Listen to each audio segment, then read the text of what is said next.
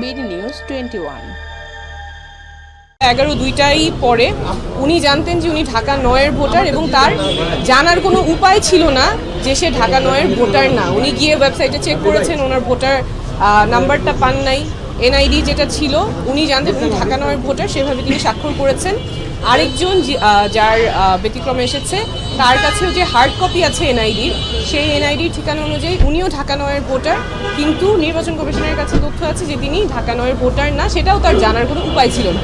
তো যেই দুইজনের কথা ওনারা বলেছেন যাদের সত্যতা পেয়েছেন কিন্তু ঢাকা 9-এর ভোটার না, এই দুইজনের ক্ষেত্রেই তাদের জানার কোনো উপায় ছিল না যে তারা কোন এলাকার ভোটার এবং ঢাকা 9-এর ভোটার না। ওনারা জানতেন যে ওনারা ঢাকা 9-এর ভোটার, সেই অনুযায়ী ওনারা স্বাক্ষর দিয়েছেন এবং নির্বাচন কমিশন কোনো উপায় রাখে নাই ভোটারদের জানার জন্য যে তারা কোন আসনের ভোটার কিংবা ভোটার নম্বর কত।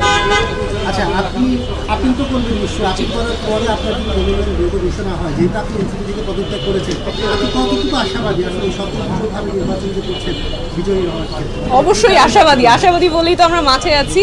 আমাদের যেই যাত্রা, আমাদের যে লড়াই, স্বচ্ছতা, জবাবদিহিতার রাজনীতির লড়াই, এটা জারি থাকবে। অবশ্যই চ্যালেঞ্জ তো আছে, এই যে যেমন আজকে এই যেটা চ্যালেঞ্জ হলো, আসলে আমাদের তো রাইট টু ইনফরমেশন ওভাবে থাকে না। যারা এত কষ্ট করে স্বাক্ষর দিয়েছেন তাদের জন্য নির্বাচন কমিশন কোনো উপায়ও রাখে নাই জানার যে তিনি কোন আসনের ভোটার। আমরা এত কিছু বলি, আমাদের অধিকারের কথা বলি, কিন্তু এই বেসিক তথ্যটা জানার পর্যন্ত আমাদের কোনো উপায় রাখা হয় নাই। অবশ্যই চ্যালেঞ্জ আছে, তার সাথে অনেক পজিটিভও আছে। আমাদের যেহেতু দল থেকে না হয়ে স্বতন্ত্র যাচ্ছি, মানুষ একেবারেই খুব কাছে থেকে অনেক ভালোবাসা দিচ্ছে, তো অবশ্যই পজিটিভও আছে। হ্যাঁ